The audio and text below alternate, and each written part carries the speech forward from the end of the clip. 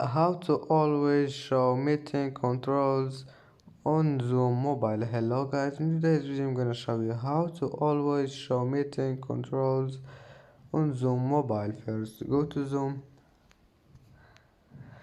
and then click these 3 points here, and now all you need to do just click this one, meeting, and now go down and you need to find this one, always show meeting controls, and if you want to turn it on just click on it, and as you see now always show meeting controls has been turned on, and if you want to turn it off again just click on it.